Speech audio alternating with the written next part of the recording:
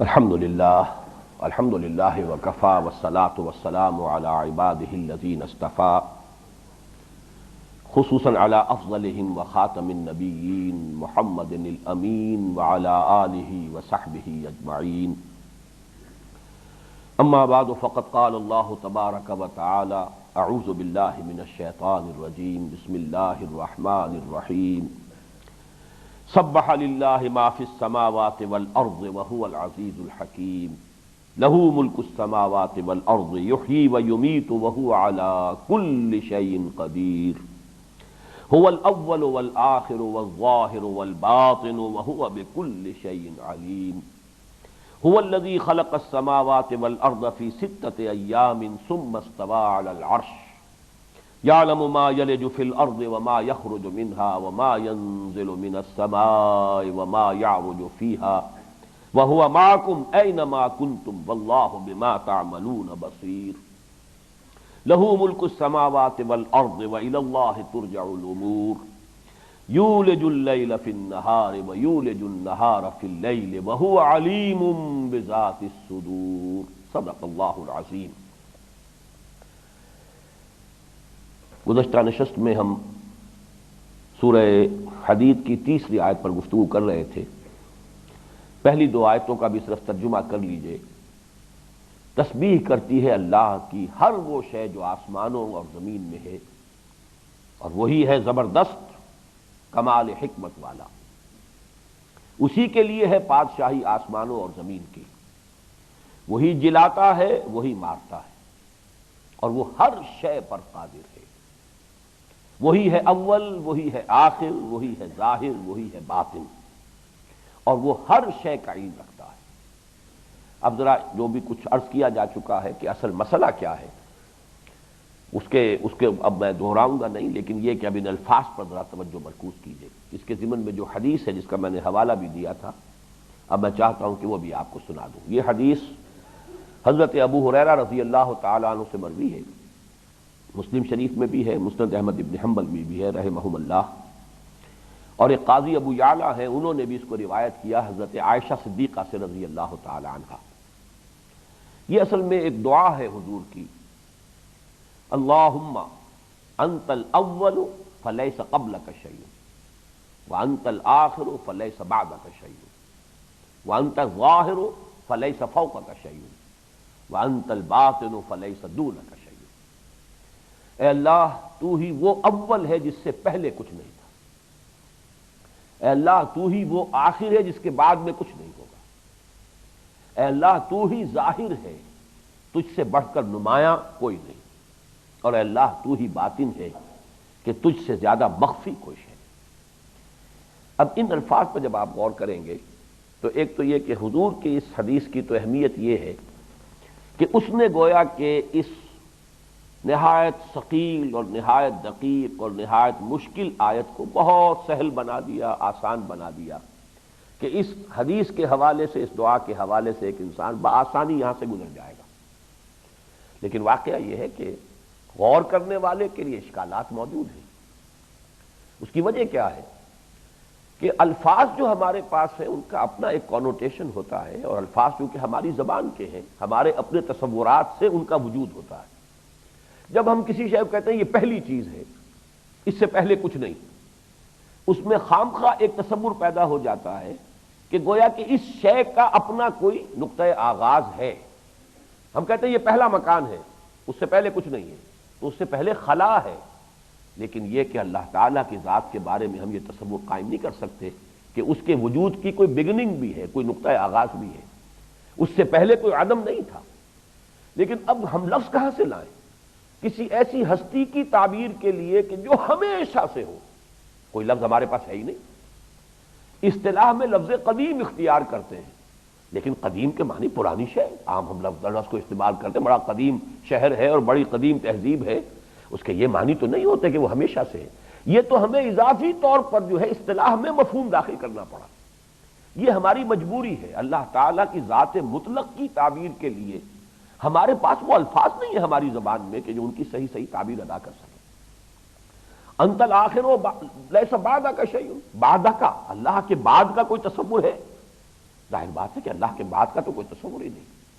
اللہ تو ہمیشہ، نہ کوئی لمحہ کبھی ایسا تھا کہ جب کہ اللہ نہیں تھا اور اس کا پھر کوئی آغاز ہوا اس کے وجود کا، نہ کوئی لمحہ کبھی ایسا آ سکتا ہے کہ جب کہ اللہ کا وجود نہیں ہوگا. لیکن اس حقیقت کو تعبیر کرنے کے لیے سادہ الفاظ تو وہی ہوں گے جو حضور نے اختیار کیے، انت الاول فلیس قبلک شیء وانت الآخر فلیس بعدک شیء. دوسری بات آپ غور کریں گے کہ ان الفاظ کے اندر از خود ایک احتیاج موجود ہے. یہ کوئی نسبت اضافی طلب کرتی ہے. اول کس کا اول، آخر کس کا آخر؟ آج ہی میں غور کر رہا تھا کہ یہ الفاظ آئے ہیں اس خطبے میں بھی کہ جو حضور نے شعبان کے آخری دن رمضان مبارک کے استقبال کے ضمن میں جو آپ نے خطبہ دیا تھا اس کی عظمت کو بیان کرنے کے لیے، تو اس میں اب رمضان مبارک کے مہینے کے ساتھ نسبت دی، اولہ رحمت واوسطہ مغفرۃ وآخرہ عتق من النار. اس مہینے کا اول یہ اللہ کی رحمت کا مظہر ہے، اس کا اوسط درمیانی حصہ یہ اللہ کی مغفرت کا مظہر ہے، اس کا آخری حصہ وہ تو عتق من النار، آگ سے گردن کے چھڑا لینے کے مترادف ہے اگر اس کا حق انسان ادا کرے.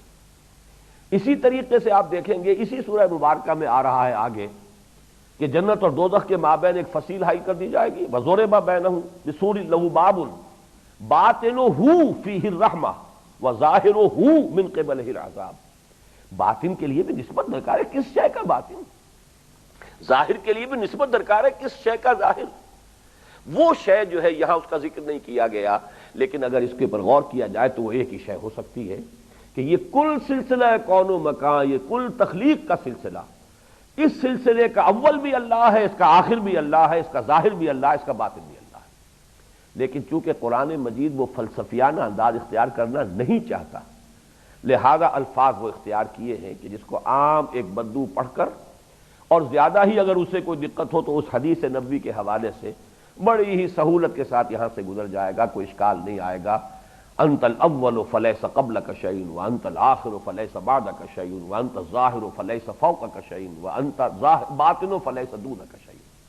لیکن حقیقت میں یہ سلسلہ تخلیق کا جس پہ میں پوری بحث کر چکا ہوں کہ یہ جو وجود ہے کائنات کا، یہ سلسلہ تخلیق، اس کے ساتھ ربط جو ہے اللہ کی ذات کا وہ اس کا غیر نہیں ہے.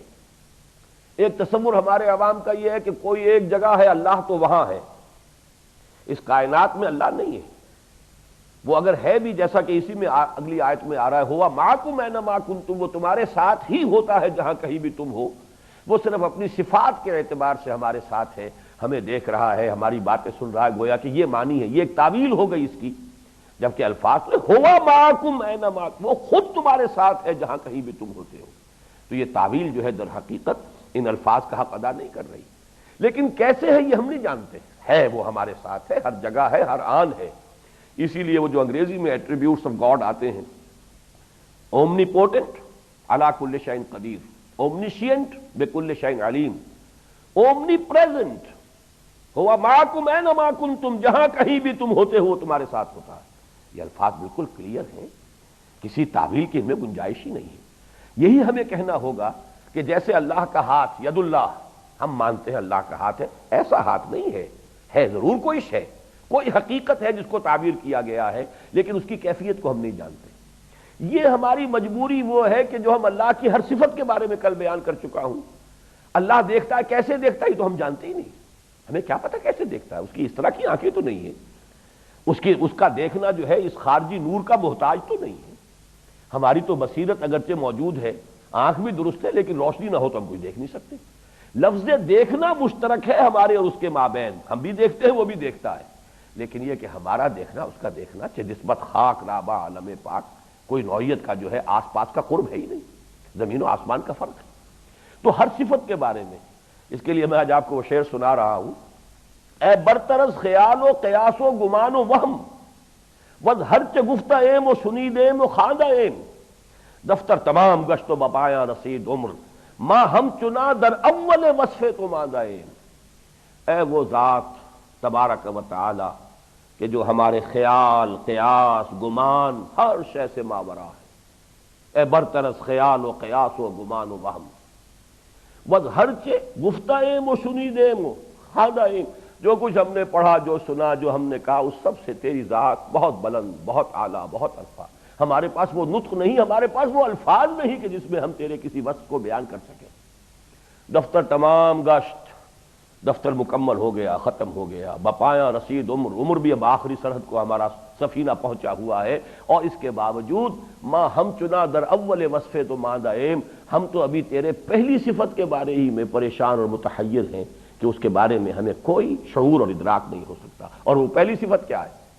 متکلمین کے نزدیک صفت اولین جو اللہ کی وجود ہے، جو 5 صفات اس کی سب سے بڑی، سب سے اہم ہیں، جس کی کہ شرح ہے بقیہ تمام صفات: وجود، حیات، علم، ارادہ، قدرت اور کلام۔ اللہ تعالیٰ کی یہ 5-6 صفات ہیں۔ بعض لوگ اس میں سماعت اور بصارت کو شامل کرتے ہیں، لیکن وہ سماعت اور بصارت بھی تو در حقیقت صفت علم کی شرح ہے۔ تو یہ جو وجود ہے پہلا ہے۔ صفات تو ظاہر بات ہے کسی وجود پر ہیں، وجود کو ہم نہیں سمجھ سکتے۔ تو ماں ہم چنا در اول وصف تو ماندہ، ہم تو پہلے وصف کے بارے ہی میں متحیر ہیں، پریشان ہیں۔ ہماری عقل جو ہے وہ ہمارا ساتھ چھوڑ جاتی ہے، اب تیرے بارے میں کچھ نہیں کہہ سکتے۔ تو یہ ہے اصل میں هو الاول والآخر والظاہر والباطن، اول آخر ظاہر باطن اس کائنات کا اللہ تعالیٰ ہی ہے، وہی وہ ہے۔ جبکہ تجھ میں نہیں کوئی موجود، پھر یہ ہنگامہ ہے خدا کیا ہے؟ بس وہ اب اس کے بارے میں جو تشریحات ہیں وہ آپ سے میں عرض کر چکا ہوں۔ اس میں جیسا کہ میں نے عرض کیا، آپ چاہیں تو اسے خلل دماغ قرار دیں، توحید وجودی کو اور وہ وحدت الوجود کو، لیکن کفر اور شرک نہ کہیں۔ پینتھیزم ہمہ اوست کہ اللہ ہی نے اس کائنات کی شکل اختیار کر لی ہے اور ہر شے جو ہے وہ اللہ کا عین ہے، اس سے مختلف ہے وہ نظریہ کہ وہ اپنی ماہیت وجود کے اعتبار سے تو وہ عین ہے، لیکن جہاں تعین ہو گیا وہ غیر ہو گیا۔ یہ فلسفہ ہے ان کا۔ اب اس کے بعد جو الفاظ آئے وَهُوَ بِكُلِّ شَيْءٍ عَلِيمٌ، جب وہی وہ ہے، ہر شے کا باطن وہی ہے، کائنات کے اندر وہ در حقیقت کہیں دور نہیں ہے، بلکہ جیسے کہ فرمایا گیا نحن اقرب الیہ من حبل الورید، ہم تو انسان سے اس کی رگے جاں سے بھی قریب تر ہیں۔ اب یہ جو الفاظ ہیں قرآن مجید کے، ان کا بھی تو حق ادا کرنے کی ضرورت ہے۔ ہوا معکم اینما کنتم، جہاں کہیں بھی تم ہوتے وہ تمہارے ساتھ ہے۔ ہمیں یہی کہنا ہوگا کہ ہم اس کی گناہ کو نہیں سمجھ سکتے، اس کی کیفیت کو نہیں جان سکتے، لیکن ہمارا ایمان ہے کہ اللہ ہر جگہ ہر آن موجود ہے، ہمارے ساتھ ہی ہے جہاں کہیں بھی ہم ہیں، وہ ہماری رگے جاں سے بھی ہم سے زیادہ قریب تر ہے۔ تو جب وہ اتنا قریب ہے تو معلوم ہوا کہ وہ تو ہر چیز کا گویا کہ خود ہی اس کا، جس کو ہم کہیں گے چشمدید گواہ ہے۔ یہ جو فرشتوں کی رپورٹیں ہیں اور جو نامہ اعمال لکھے جا رہے ہیں، اللہ ان کا محتاج نہیں ہے۔ ہوا بکل شیء علیم۔ یہ دوسری بات ہے کہ justice should not only be done, it should also appear to have been done. اس کے لیے یہ فائلیں تیار ہو رہی ہے، فرشتے لکھ رہے ہیں، تاکہ کہیں اگر کوئی شخص چیلنج کرے اللہ تعالیٰ کے فیصلے کو تو اقرا کتابک، لو پڑھ لو اپنا یہ اعمال نامہ، کفا بنفسک الیوم علیک حسیبا، وہ اتمام حجت کے لیے ہے، ورنہ اللہ تعالیٰ بذات خود سمیع ہے، بذات خود بصیر ہے۔ ہوا معکم اینما کنتم، جہاں کہیں بھی تم ہوتے ہو تمہارے ساتھ موجود ہوتا ہے۔ اس حوالے سے ہوا بکل شیء علیم، وہ ہر چیز کا علم رکھتا ہے۔ جیسے کہ میں نے کل عرض کیا تھا، یہ 2 صفات ہیں اللہ کی جو بڑی بنیادی ہیں، ہوا علی کل شیء قدیر، ہوا بکل شیء علیم۔ اور لفظ کل جو ہے یہی در حقیقت ہماری پناہ گاہ ہے۔ باقی یہ کہ نہ ہم اس کی قدرت کا کوئی اندازہ کر سکتے ہیں کوانٹیٹیٹیولی، نہ اس کے علم کا کوئی اندازہ کر سکتے ہیں کوانٹیٹیٹیولی، نہ ہی ہم اس کو پہچان سکتے ہیں کہ اس کی قدرت کیسے ایکسرسائز ہوتی ہے، اس کا علم کیسے اسے حاصل ہوتا ہے۔ ان تمام چیزوں سے بس ہٹ کر ہم جانتے ہیں وہ ہر شے کا علم رکھتا ہے، ہر شے پر قادر ہے۔ چنانچہ ان آیات میں بھی آپ دیکھیں گے کہ صفت علم کو کتنی مرتبہ دہرا کر لایا گیا ہے۔ ابھی اگلی آیت میں دیکھیے، هو الذی خلق السماوات والارض فی 6 ایام، وہی ہے جس نے پیدا کیا آسمانوں اور زمین کو۔ یہ میں عرض کر چکا ہوں پہلی نشست میں، آسمانوں اور زمین، آسمانوں اور زمین، آسمانوں اور زمین، یہ قرآن کی مستقل تعبیر ہے کل کون و مکان کے لیے۔ فلسفیانہ اصطلاحات، کائنات، کون و مکان، یہ کچھ نہیں، قرآن ان کو استعمال نہیں کرتا۔ آسمان اور زمین، عام آدمی بھی ان چیزوں کے مفہوم کو سمجھتا ہے، لیکن اس سے مراد کیا ہے؟ کل سلسلہ وجود، کل سلسلہ مخلوقات، کل سلسلہ کائنات۔ هو الذی خلق السماوات والارض فی 6 ایام، 6 دنوں میں اس نے تخلیق فرمائے آسمان اور زمین۔ یہ مضمون قرآن مجید میں 7 مرتبہ آیا ہے۔ 7 مرتبہ یہ کہ 6 دنوں میں تخلیق آسمانوں کی اور زمین کی اللہ نے فرمائی ہے، 7 مقامات پر اس کی تکرار ہوئی ہے۔ جیسے کہ شاید یاد آیا ہو بعض حضرات کو، قصہ آدم و ابلیس بھی قرآن مجید میں 7 مرتبہ دہرایا گیا۔ سورہ بقرہ بھی ہے، سورہ اعراف بھی ہے، پھر سورہ ہجر بھی ہے، پھر سورہ بنی اسرائیل ہے، سورہ کہف ہے، پھر سورہ طٰہٰ ہے، پھر سورہ صاد ہے۔ 7 صورتوں میں قرآن مجید میں ذکر ہے۔ عجیب بات یہ ہے کہ 6 دنوں میں اللہ نے آسمان و زمین پیدا کیے، 7 ہی مرتبہ تذکرہ ہے۔ اب ظاہر بات ہے کہ یہاں دن سے مراد کیا ہے؟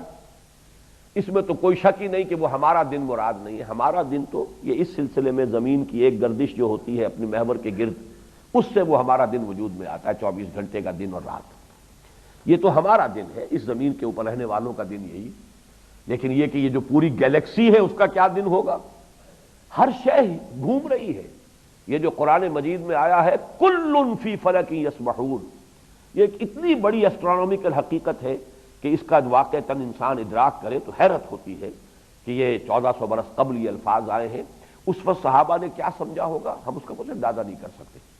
آج اس کی حقیقت جتنی منکشف ہوئی ہے کہ سکون محال ہے قدرت کے کارخانے میں، یا کوئی شے ٹھہری ہوئی تو ہے ہی نہیں۔ ذرے کو دیکھیں گے تو اس میں بھی وہ الیکٹرانز جو ہے مسلسل حرکت کے اندر ہے، اور آپ اپنے سولر سسٹم کو دیکھیے تو ہر شے جو ہے، جیسے زمین کو کہا یہ زمین یہ فضا کی رقاصہ رقص کر رہی ہے، خود اپنے محور کے گرد بھی چکر کھا رہی ہے اور سورج کے گرد جو ہے طواف کر رہی ہے۔ پھر یہ سورج جو ہے اپنے تمام ان کو لے کر پلینٹس کو، یہ کسی اور بہت بڑا جو ہے جو کوئی سٹار ہے اس کے گرد چکر لگا رہا ہے، یہ تیسری حرکت ہے۔ پھر یہ پوری گیلیکسی حرکت میں، ہر شے حرکت میں ہے۔ اور اس ہر کا جیسا کہ میں نے عرض کیا کہ اللہ تعالیٰ کی صفات میں ایک ہی لفظ ہے ہمارے پاس جو پناہ گاہ ہے، ہوا بکل شیء علیم، ہوا علی کل شیء قدیر، وہی لفظ کل ہے، کل فی فلک یسبحون۔ تو اب اس پوری کائنات کا دن کیا ہوگا؟ قرآن مجید میں کچھ اور دنوں کا بھی تصور ہے، لیکن وہ لازم نہیں ہے کہ وہ جو مقدار ہے وہ یہاں مراد سمجھی جائے۔ ایک اللہ تعالیٰ کی تدبیر کا دن ہے۔ اس ہماری دنیا کے معاملات کی تدبیر جو وہ فرماتا ہے، جیسے ہمارے ہاں بنتے ہیں یہ 7 ایئرس پلان ہے، 5 ایئرس پلان ہے، اللہ کا 1000 برس کا جو ہمارے حساب سے 1000 برس ہوتے ہیں، اس کا اللہ تعالیٰ کے ہاں سے کوئی تدبیر کا معاملہ طے ہو جاتا ہے۔ یدبر الامر من السماء الى الارض ثم یعرج الیہ فی یوم کان مقدارہ 1000 سنۃ مما تعدون۔ اللہ تعالیٰ تدبیر فرماتا ہے اپنے امر کی آسمان سے زمین کی طرف، پھر وہ لوٹتا ہے اس کی طرف، اور یہ سارا سلسلہ 1000 برس کا ہے۔ اسی حوالے سے میں نے ایک مضمون حال ہی میں لکھا بھی تھا، شاید بعض حضرات کی نگاہ سے گزرا ہو۔ اسی حوالے سے یہ بات کہی گئی تھی اکبر کے زمانے میں، اور کہنے والے بڑے بڑے علماء تھے، ابو الفضل اور فیضی جیسے لوگ، بڑے جغادری علماء، جس کو اقبال کہتا ہے کہ جو قاروں ہے لغت ہائے حجازی کے، جس نے کہ بغیر نقطے کی تفسیر لکھ دی۔ بہرحال وہی لوگ یہ کہہ سکتے تھے کہ 1000 برس پورے ہو گئے شریعت محمدی کے صلی اللہ علیہ وسلم، اب دین محمدی کا دور ختم ہوا، اب دین الہی کا دور شروع ہو رہا ہے، یہ نیا دین ہے۔ اسی 1000 برس کے حوالے سے ایک 50,000 سال کا دن بھی آیا ہے قرآن میں، اور اس کے بارے میں گمان یہ کہ وہ قیامت کا دن ہے۔ ثم یعرج الیہ فی یوم کان مقدارہ 50,000 سنہ۔ لیکن یہ ہے کہ یہ جو دن ہے کریشن کے، اس کے بارے میں نہ یہ ضروری ہے کہ آپ 1000 برس قرار دیں، نہ یہ ضروری ہے کہ آپ اس کو 50,000 برس قرار دیں۔ یہ کریشن کا کوئی دن اپنی جگہ پر ہے، جس کو ہم جو عام لفظ استعمال کرتے ہیں سائنس میں ملینمز، یہ کچھ 6 ادوار ہے کہ جس میں اس کائنات کی تخلیق ہوئی ہے۔ خلق السماوات والارض فی 6 ایام، اب ہے اصل لفظ، اس آیت کی اصل جان، ثم استوى علی العرش۔ یہ نہیں ہے کہ تخلیق فرما کر وہ علیحدہ بیٹھ گیا ہو۔ بعض صوفیہ کا تصور بھی یہ ہے کہ اللہ تو اپنی ذات میں مگن ہے، اسے اس سے کوئی دلچسپی نہیں کیا ہو رہا ہے کائنات میں۔ چنانچہ مشائین جو ہیں، جو ارسطو کی منطق کے پیروکار ہیں فلسفی، وہ یہ کہتے ہیں اللہ تعالیٰ عالم کلیات ہے، عالم جزیات نہیں ہے۔ یہ ذرا ہم وقفہ کر رہے ہیں۔ بسم اللہ اولہ وآخرہ، ہمارا جو سلسلہ کلام تھا جو ہاں منقطع ہوا تھا، وہ یہاں پر کہ انسان کی وہی جو ذہن کی پستی ہے، اللہ تعالیٰ کی ذات و صفات، جیسے کہ میں نے اس سے پہلے مثالاً کہا تھا کہ ایک ایسی ترازو جو سنار کی ترازو ہوتی ہے، جس میں کہ آپ تولے ماشے یہ تو تول سکتے ہیں، لیکن ٹن و وزن اس میں نہیں تل سکتا۔ صحیح بالکل یہ تعبیر ہے۔ ہمارے تصورات، ہمارے تخیلات، یہ سب کے سب بڑے محدود ہیں، ہمارے مشاہدات ہی سے وجود میں آئے ہیں۔ مشاہدہ محدود ہے تو ہمارا تصور جو ہے، تخیل جو ہے، وہ بھی محدود رہے گا۔ اللہ تعالیٰ کی ذات و صفات جو مطلق ہے، اس کو تعبیر کرنا ہمارے لیے اپنی زبان میں محال ہے، ناممکنات میں سے۔ اسی لیے انسان دھوکہ کھا جاتا ہے، جیسا کہ بڑے بڑے فلسفیوں نے دھوکہ کھایا ہے۔ اب جیسا کہ میں عرض کر رہا تھا کہ بعض لوگوں کا یہ خیال ہے کہ اللہ کریٹر تو ہے، لیکن کریشن کے بعد اب اسے اس کریشن سے کوئی دلچسپی نہیں ہے، وہ اپنی ذات میں مگن ہے، خود مستغنی ہے۔ یہ بھی غنا کی ایک شان ہے۔ بعض جو مشائین ہیں، جو ارسطو کی منطق کے پیروکار ہیں، وہ اس نتیجے تک پہنچے کہ اللہ جزیات کا عالم نہیں ہے، کلیات کا عالم ہے۔ اور جدید سائنٹیفک جو گمراہی پھیلی ہے، جو اس دور کا شرک ہے سب سے بڑا، ایک شرک تو ہم لوڈ کر چکے پہلے، انسانی حاکمیت کا تصور اس دور کا سب سے بڑا شرک، انسانی حاکمیت۔ دوسرا مادیت جو ہے، اس مادیت نے اتنا ذہن کو اپنی گرفت میں لے لیا ہے کہ ہمارا تصور یہ قائم ہو چکا ہے کہ جو خدا کو مانتا ہے وہ بھی اس معنی میں مانتا ہے کہ کریٹر تو وہ ہے، لیکن کریٹ کرنے کے بعد اب یہ کائنات خود بخود چل رہی ہے۔ اس نے ایک سیٹ آف لاز بنا دیا ہے، laws of physical change, laws of chemical change, یہ لاز بن گئے، فزیکل لاز ہیں، ان کے تحت یہ کائنات خود بخود چل رہی ہے۔ ہر لحظہ، ہر آن اللہ کا فیصلہ، اللہ کا اذن، یہ ان کے تصور سے ماورا ہے۔ اس کو کہتے ہیں فلسفے کی اصطلاح میں اللہ کی تعطیل، اللہ کو معطل کر دینا، یعنی بنانے کے بعد اب وہ معطل ہے، اسے اس کائنات کی جو ورکنگ ہے، ڈے ٹو ڈے ورکنگ، بلکہ مومنٹ ٹو مومنٹ ورکنگ، اس سے کوئی تعلق نہیں ہے۔ اس نے قانون بنا دیا، قانون آپ سے آپ چل رہا ہے۔ یہ آٹومیٹک نظام ہے، یہ خودکار نظام ہے، جس کی مثال یوں سمجھیے کہ کسی فٹ بال کے پلیئر نے کک لگائی ہے اور اس گیند کو جو ہے وہ مومنٹم اس نے امپارٹ کر دیا ہے، اب وہ گیند دوڑ رہی ہے، جا رہی ہے، اسے روکے گی کوئی شے تو وہ بہرحال جو بھی زمین کے اندر فرکشن ہے اس کی وجہ سے رکے گی، ورنہ وہ شے چلتی جائے گی۔ اب وہ فٹ بالر جس نے کہ کک لگائی تھی، اس سے اس کا کوئی تعلق نہیں۔ یہ تصور ہے آج اکثر لوگوں کے ذہنوں میں، جن کے اوپر سائنس کی گرفت ہے، کہ کائنات کا خالق تو اللہ ہے، لیکن اب اس کا نظام جو چل رہا ہے وہ بس ایک سیٹ آف پرنسپلز ہے، کچھ قوانین ہیں، کچھ فزیکل لاز ہیں، اس کے تحت کائنات خود بخود چل رہی ہے۔ جبکہ ایمان جو ہمیں بتاتا ہے اور قرآن جو معرفت ہمیں اللہ کی دیتا ہے، وہ یہ ہے کہ وہ تخت حکومت پر متمکن ہے، کنٹرول کر رہا ہے، مدبر وہی ہے، یدبر الامر من السماء الى الارض، اس حد تک کہ پتہ تک جنبش نہیں کھاتا اس کے اذن کے بغیر۔ یہ جب تک تصور نہ ہو تو ایمان باللہ اور معرفت رب جو ہے وہ انسان کو حاصل نہیں ہے۔ اللہ معطل ہو کر نہیں بیٹھ گیا ہے کہ کائنات کے چلنے میں، اس کی تدبیر میں اس کا کوئی دخل نہ ہو، بلکہ ہر لحظہ، ہر آن وہ کنٹرول کر رہا ہے، اس کا اذن ہے جس کے بغیر کہ ایک پتہ بھی جنبش میں نہیں آتا۔ وہ ہے مفہوم جو یہاں دیا گیا، ثم استوى علی العرش۔ اور وہ جو لوگ تھے، وہ جہلا جنہوں نے کہا کہ وہ جزیات کا واقف نہیں ہے، دیکھیے اس کی نفی، یہ الفاظ جو قرآن میں آ رہے ہیں، اب یہاں یہ نہیں بیان کیا گیا کہ یہ حماقتیں ہیں اور یہ گمراہیاں ہیں اور یہ ضلالتیں ہیں کہ جن کی یہاں نفی کی جا رہی ہے۔ قرآن تو اپنی ایک نیریٹو کے اندر، ایک بیان کے اندر وہ حقائق بیان کر رہا ہے، لیکن اس سے کون کون سے عقدے حل ہو رہے ہیں، کون کون سی گمراہیوں کا ازالہ ہو رہا ہے، اس کو تو ظاہر بات ہے کہ ہمیں اگر اندازہ ہو کہ فلسفے میں، سائنس میں کیا کیا مغالطے ہوئے ہیں اور کیا کیا ٹھوکریں لوگوں نے کھائی ہیں، تب اندازہ ہوگا۔ یہاں جو فرمایا یعلم ما یلج فی الارض وما یخرج منها وما ينزل من السماء وما يعرج فیہا، وہ جانتا ہے جو کچھ کے داخل ہوتا ہے زمین میں اور جو کچھ کے نکلتا ہے زمین سے۔ زمین میں داخل ہونے والی شے وہ بارش کا قطرہ بھی ہے جو جذب ہوا ہے، زمین میں داخل ہونے والی شے وہ اوپر سے جو گرا ہے کسی درخت کے پھل کے سوکھنے کے بعد جو بیج گرے ہیں وہ بھی زمین کے اندر داخل ہوئے، اور ان دونوں کے نتیجے میں اب پودا ہے، چاہے وہ گھاس کا پودا ہے، چاہے وہ کسی اور شے کا پودا ہے، وہ جو نکل رہی ہے زمین سے جو شے۔ اسی طرح زمین میں داخل ہونے والے مردے بھی ہیں، ہر شے جو مر رہی ہے، زندہ شے، وہ زمین ہی میں جذب ہو رہی ہے، زمین کے اندر مٹی ہو کر مل رہی ہے، لیکن یہی ہے کہ جو یہاں سے پھر نکلیں گے بھی، منہا خلقناکم وفیہا نعیدکم ومنہا نخرجکم تارۃ اخری یعلم ما یلج فی الارض وما یخرج منہا۔ اس کے علم میں ہے ہر وہ شے جو داخل ہو رہی ہے زمین میں اور جو کچھ کے زمین سے نکلتی ہے. وما ينزل من السماء وما يعرج فيها، آسمان سے نازل ہونے والی بارش بھی ہے اور آسمان سے اترنے والے فرشتے بھی ہیں. تنزل الملائکۃ والروح فیہا باذن ربہم من کل امر سلام، فرشتے نازل ہوتے ہیں اللہ کے احکام لے کر ان کی تنفیذ کے لیے. پھر یہ کہ وہی فرشتے ہیں کہ جو لے کر جاتے بھی ہیں، ارواح انسانیہ کو لے کر جائیں گے. وہی فرشتے ہیں کہ جو لے کر جائیں گے ارواح انسانیہ کو. فرشتے پھر جاتے بھی ہیں رپورٹ لے کر جو بھی کچھ ہو رہا ہے یہاں اس کی اللہ تعالیٰ کے احکام کی تنفیذ و تعمیل کے بعد.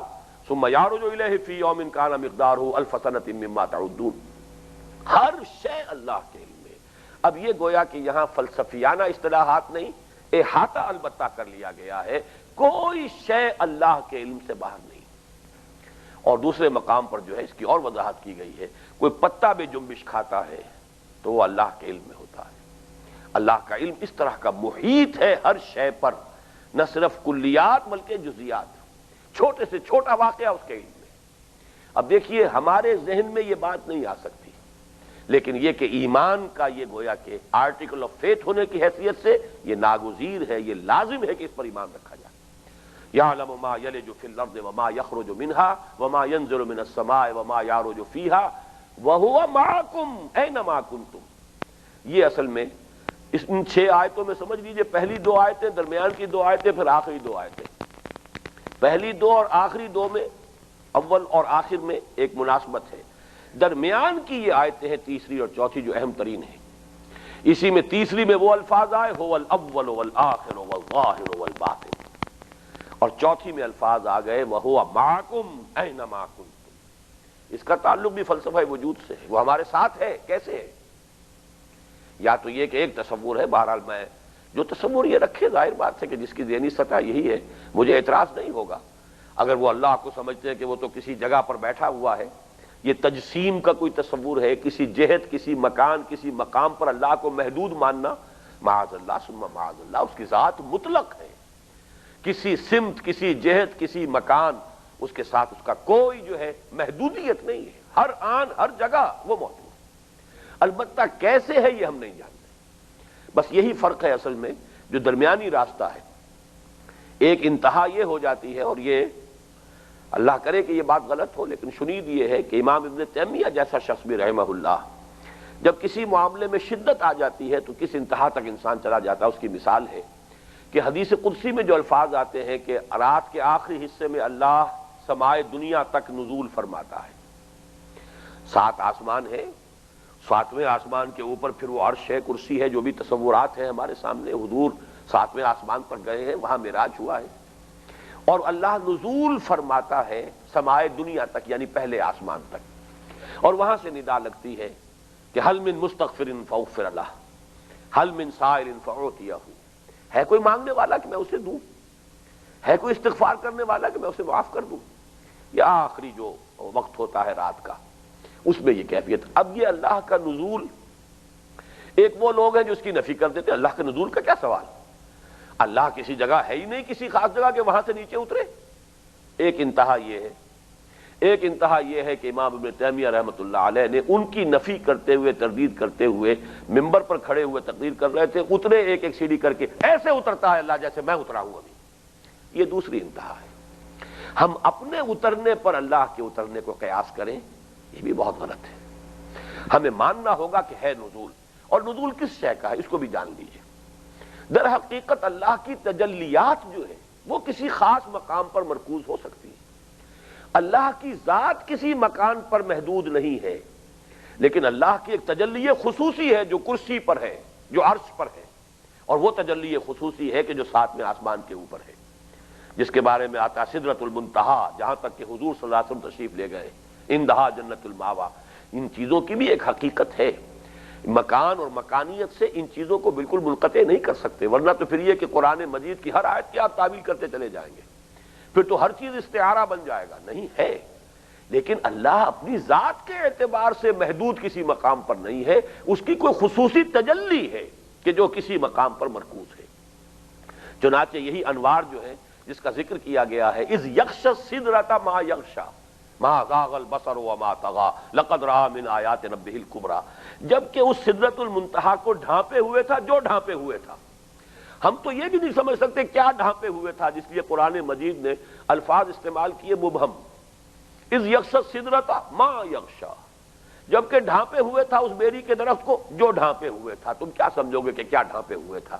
تمہارے سامنے وہ بات بیان نہیں کی جا سکتی، اس کا مشاہدہ کیا ہے حضور نے۔ لقد رأى من آیات ربہ الکبریٰ، وہ بیری کو ڈھانپنے والی اللہ کی تجلیات خاصہ تھیں، اللہ کی تجلیات خصوصی تھیں کہ جو اس وقت نزول فرما رہی تھیں اس بیری کے درخت پر، اور حضور نے ان کا مشاہدہ کیا۔ وہی تجلیات کعبے پر بھی اس کا ارتکاز ہے، لیکن یہ کہ در حقیقت یہ تجلی ہے اللہ کی کہ جو مختلف مقامات پر ہو سکتی ہے، اسی کا ایک نزول بھی ہو سکتا ہے، لیکن جہاں تک ذات باری تعالیٰ کا تعلق ہے، اس کے ساتھ کوئی جسمانیت یا اس کے ساتھ کسی جہت یا کسی مقام، اس کا کوئی تصور آپ کریں گے تو میرے خیال میں وہ اللہ تعالیٰ کی شان کے شایان نہیں ہے۔ ہمیں یقین رکھنا چاہیے ہوا معکم اینما کنتم، تم جہاں کہیں بھی تم ہو وہ تمہارے ساتھ ہے، اگرچہ تم نہیں سمجھ سکتے کہ وہ کیسے تمہارے ساتھ ہے، اس کی کیفیت کو ہم نہیں جانتے، معیت کو ہم جانتے ہیں۔ اللہ ہمارے ساتھ ہے جہاں کہیں بھی ہم ہوتے۔ واللہ بما تعملون بصیر، جب وہ ہر آن ہر جگہ تمہارے ساتھ ہے تو جو کچھ تم کر رہے ہو اسے خود دیکھ رہا ہے۔ یہ منطقی جو ربط ہے اس کو دیکھیے اس میں کہ وہ تو چشمدید گواہ ہے، پھر جب ہر آن تمہارے ساتھ ہے تو وہ تو گویا کہ جو بھی کچھ تم کر رہے اس کو دیکھ رہا ہے۔ یہ بصیر، اور اس کے بعد لفظ آئے گا آگے چل کر 10ویں آیت ختم ہوگی واللہ بما تعملون خبیر۔ بصیر اور خبیر، ہمارا عام تصور تو یہ ہے کہ بصارت جو ہے یہ گویا کہ یقین کا آخری درجہ ہے، جب اپنی آنکھوں سے دیکھ لیا تو یہ گویا کہ اب آخری درجہ ہے یقین کا، کسی شے کے علم کے حصول کا۔ لیکن قرآن مجید میں جو ترتیب آتی ہے یہاں بھی ہے، سورہ تغابن میں بھی ہے، واللہ بما تعملون بصیر پہلے، پھر آگے جا کر فآمنوا باللہ ورسولہ والنور الذی انزلنا واللہ بما تعملون خبیر، خبیر بعد میں آتا ہے۔ اصل میں خبر جو ہے وہ ہے اصل شے، آنکھ بھی دھوکہ دے دیتی ہے، ہر چمی بینیم یارب و بیداری سیاب خواب، جو کچھ میں دیکھ رہا ہوں صحیح دیکھ رہا ہوں غلط دیکھ رہا ہوں، وہ ایلوژنز بھی ہوتے ہیں، ہیلوسینیشنز بھی ہوتی ہیں، لیکن یہ کہ اصل خبر وہ ہے کہ جو انسان کے اپنے باطن کے اندر پہنچ جائے۔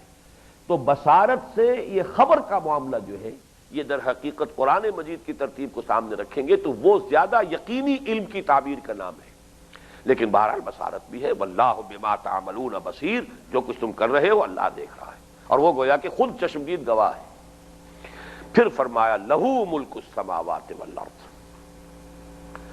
اسی کے لیے ہے بادشاہی آسمانوں اور زمین کی۔ اب ذرا نوٹ کیجئے 6 آیات ہیں جن کے بارے میں نے عرض کیا تھا کہ ذات و صفات باری تعالیٰ کے ضمن میں جو بھی دھوکے لگے ہیں، جو بڑے سے بڑے اس کے مسائل ہیں، جو بھی فلسفیانہ جو بھی مشکلات ہیں اس کی، وہ سب جو ہے ان 6 آیتوں میں حل کیے گئے۔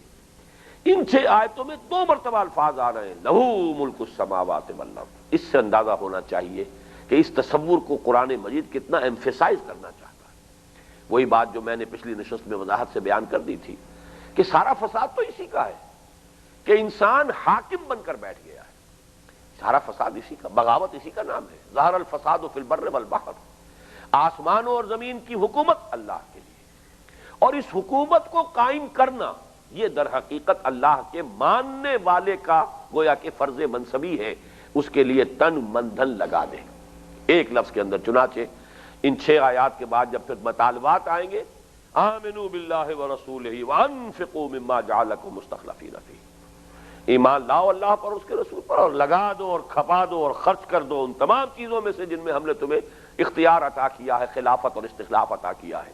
تفصیلی گفتگو تو اس آیت پہ کل ہوگی، لیکن یہ انفاق، لگانا، کھپانا، خرچ کر دینا، جان کھپانا، مال کھپانا، اپنی صلاحیتیں، اپنی ذہانت، اپنے اوقات، اپنے آپ کو ہمتن لگا دینا، کھپا دینا، کس لیے؟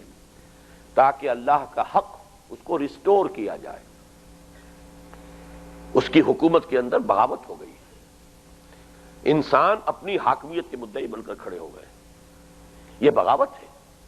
یہ زمین اللہ کی ہے، بادشاہ حقیقی وہ ہے، اس کے خلاف بغاوت ہے، اور بغاوت آج یوں سمجھیے یونیورسل بغاوت ہے، دنیا کے اعتبار سے کہہ رہا ہوں، گلوبل سطح پر بغاوت ہے۔ ظہر الفساد فی البر والبحر، یہ فساد بر و بحر کے اندر رونما ہو چکا ہے۔ آج وہ ہیومن ساورنٹی جو ہے وہ پاپولر ساورنٹی کے کانسیپٹ کے ساتھ جو ہے وہ تو گویا کہ تمام انسانوں کے اندر یہ جو نجاست ہے وہ تقسیم کر دی گئی۔ ورنہ پہلے تو کوئی ایک شخص بیٹھا ہوتا تھا، انا ربکم الاعلی، دعوے دار وہ تھا، وہ فرعون تھا، وہ نمرود تھا۔ لیکن آج وہ ٹنوں گندگی جو ہے وہ تولا تولا ماشا ماشا ہر عام آدمی کو بھی پہنچا دی گئی ہے۔ یہ ہے اصل گمراہی، یہ ہے اصل بغاوت، یہ ہے اصل فساد۔ اور جو بھی وفادار ہے اللہ کا، اس کا تو پھر فرض عین یہ قرار پاتا ہے کہ اس بغاوت کو فروغ کرے، اس کرب کرے اس بغاوت کو، اور اللہ کا حق اللہ کو لوٹائے کہ اللہ کی حاکمیت بالفعل قائم ہو جائے۔ تو یہ جو اصل ہے مقصد جس کے لیے کہ پکارنا ہے، جس کے لیے کہ انفاق مطلوب ہے، اس کو نوٹ کیجئے کہ یہاں پر ایمفیسائز کیا گیا، 2 مرتبہ لایا گیا، لہو ملک السماوات والارض۔ وہاں فرمایا تھا یحیی و یمیت وہو علی کل شیء قدیر۔ یہاں فرمایا کیونکہ حکومت کا معاملہ جو ہے اس کے ساتھ ایک تصور لازم ہے۔ وہ حکومت ہی کیا ہوئی کہ جو مجرموں کو سزا نہ دے سکے اور جو وفاداروں کو کوئی بدلہ نہ دے سکے، ان کے لیے کوئی انعامات نہ دے سکے۔ جزا و سزا اگر نہیں ہے، اگر معاملات کا فیصلہ کرنے کے قابل نہیں تو وہ حکومت نہیں ہے۔ لہذا یہاں اس پہلو کو نمایاں کیا، لہو ملک السماوات والارض وإلی اللہ ترجع الامور، اور تمام کے تمام معاملات بالآخر اللہ کی طرف لوٹا دیے جائیں گے، اس کے حضور میں پیش کر دیے جائیں گے، آخری فیصلے وہاں ہوں گے۔ مالک یوم الدین ہے وہ جزا و سزا کے دن کا مالک۔ اس روز جو ہے یہ حقیقت منکشف ہو جائے گی، آنکھوں پر پڑے ہوئے پردے ہٹ جائیں گے۔ فَكَشَفْنَا عَنْكَ غِطَاءَ، آج ہم نے تمہاری آنکھوں پر سے وہ غطاء اور پردے ہٹا دیے ہیں۔ آج تمہیں نظر آ گیا کہ نہیں آ گیا؟ لِمَنِ الْمُلْكُ الْيَوْمِ لِلَّهِ الْوَاحِدِ الْقَهَّارِ۔ آج کے دن کس کے لیے بادشاہی ہے؟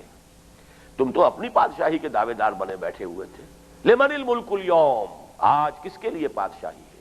لِلَّهِ الْوَاحِدِ الْقَهَّارِ، اس اللہ کے لیے جو الواحد ہے، قہار ہے، چھایا ہوا ہے، مستولی۔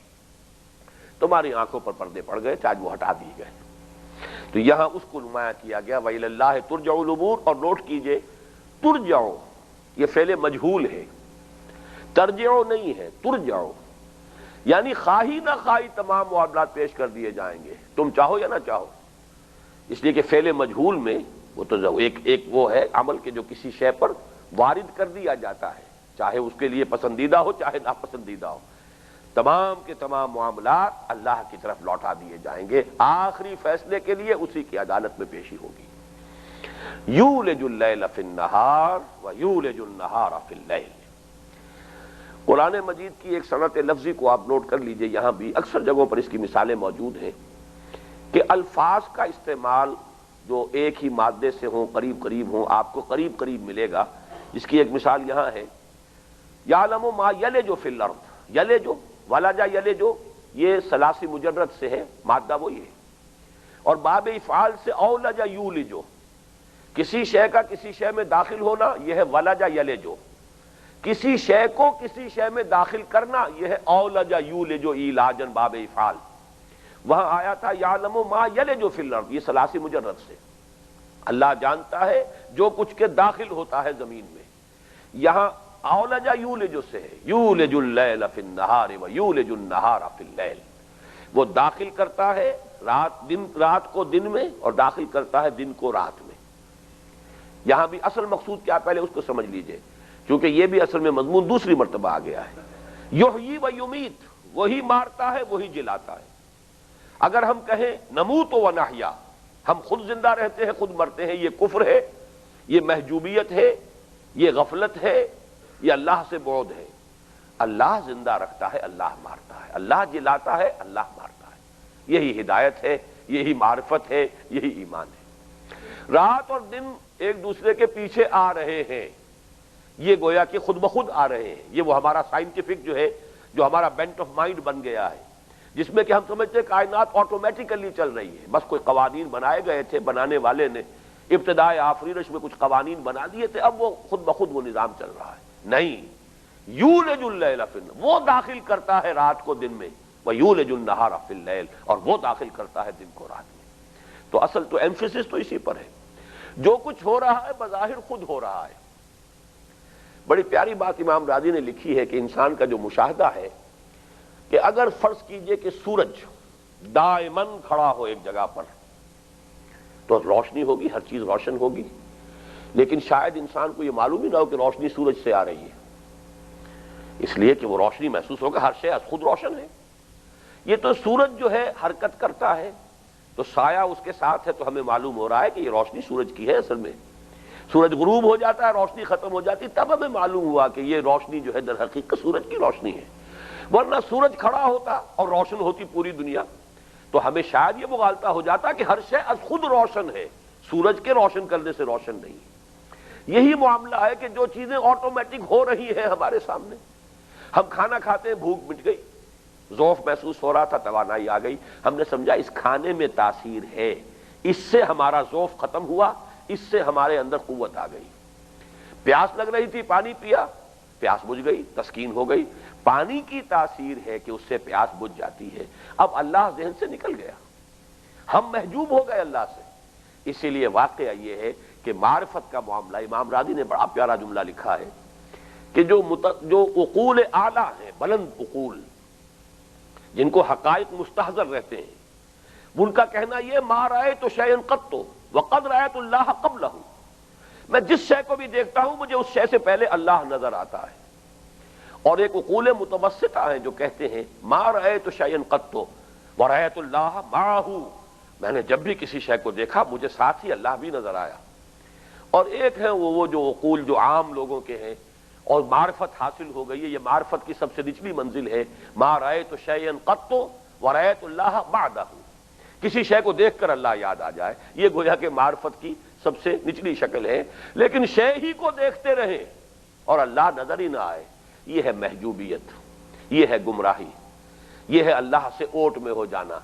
کلا انہم عن ربہم یومئذ لمحجوبون، جیسے قیامت کے دن وہ اللہ تعالیٰ سے اوٹ میں ہوں گے، محجوب رہ جائیں گے، اللہ کی تجلیات کا مشاہدہ نہیں کر سکیں گے، ایسے ہی اس وقت اس دنیا میں وہ محجوب ہیں، وہ اللہ کو نہیں دیکھ رہے، اشیاء کو دیکھ رہے ہیں، جبکہ حقیقت میں جس کے ذہن میں اللہ موجود ہے، ایمان اللہ پر ہے، یہ معرفت کسی درجے میں اسے حاصل ہے، تو اسے تو ہر جگہ اللہ نظر آنا چاہیے۔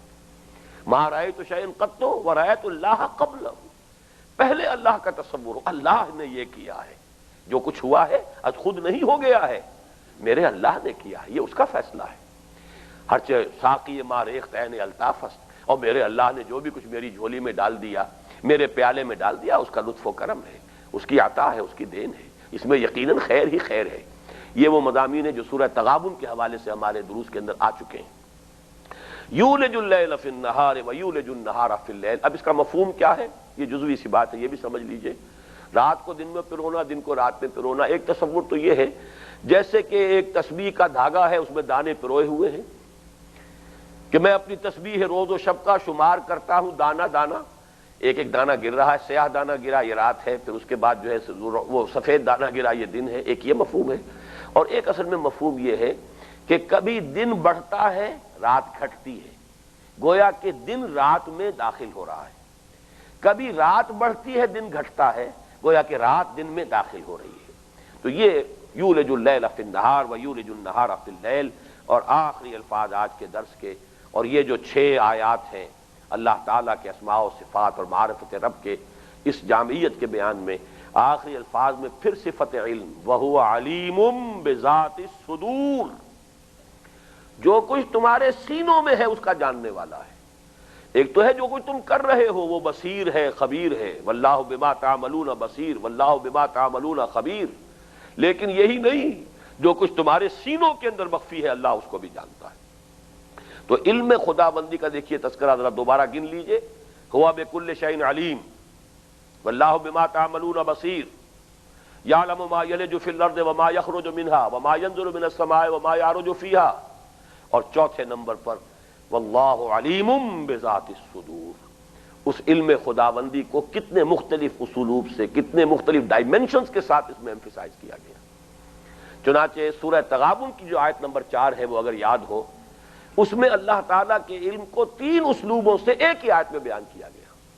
یعلم ما فی السماوات والارض ویعلم ما تسرون وما تعلنون واللہ علیم بذات الصدور، وہ جانتا ہے جو کچھ کے آسمانوں اور زمین میں ہے، ہر شے آ گئی اس میں، لیکن ایک اور ڈائمنشن، وہ جانتا ہے جو کچھ کے تم ظاہر کرتے ہو اور جو کچھ کے تم چھپاتے ہو، ایک تھرڈ ڈائمنشن جو کچھ تمہارے سینوں میں ہے، اور میں وہاں وضاحت کر چکا ہوں، خود ہمیں اندازہ نہیں ہوتا ہمارے سب کانشیس مائنڈ میں کیا کچھ ہے، واٹ از لرکنگ، جو ہمارا سب کانشیس لیول ہے ہماری نفس کا اور ہماری شخصیت کا، اس میں کیا چیز ہے، کیا کھدپد ہے، وہ ہمارے بھی علم میں نہیں ہوتا، وہ تو جب کانشیس لیول پر آئے گا تب ہمیں احساس ہوگا، ہمارے اس سب کانشیس لیول کو اللہ جانتا ہے، وَهُوَ عَلِيمٌ بِذَاتِ الصُّدُورِ، یہ تھرڈ ڈائمنشن اللہ کے علم کی۔ آخری بات عرض کر رہا ہوں، یہ جو 6 آیات ہیں اس سورہ حدید کی، یہ اولین مسبحات میں سے ہے، ام المسبحات، مسبحات میں سے آخری سورہ تغابن ہے جو ہم پڑھ چکے ہیں ایمان کے مباحث میں، وہاں 4 آیات میں ان میں سے بعض مضامین تکرار کے ساتھ آئے ہیں، علم اور قدرت کا بیان، اللہ کی حکومت کا بیان، یہ تینوں تو وہاں بھی آئے ہیں، البتہ جو فلسفیانہ مضامین ہیں وہ صرف یہی ہیں، هو الاول والآخر والظاہر والباطن اور هو معکم اینما کنتم، یہ در حقیقت فلسفہ وجود پر، معرفت خداوندی کی اس سطح پر بلند ترین منزل ہے، یہ صرف اسی مقام پر قرآن مجید میں بحث آئی ہے۔ بارک اللہ لی ولکم فی القرآن العظیم ونفعنی وإیاکم بالآیات والذکر الحکیم۔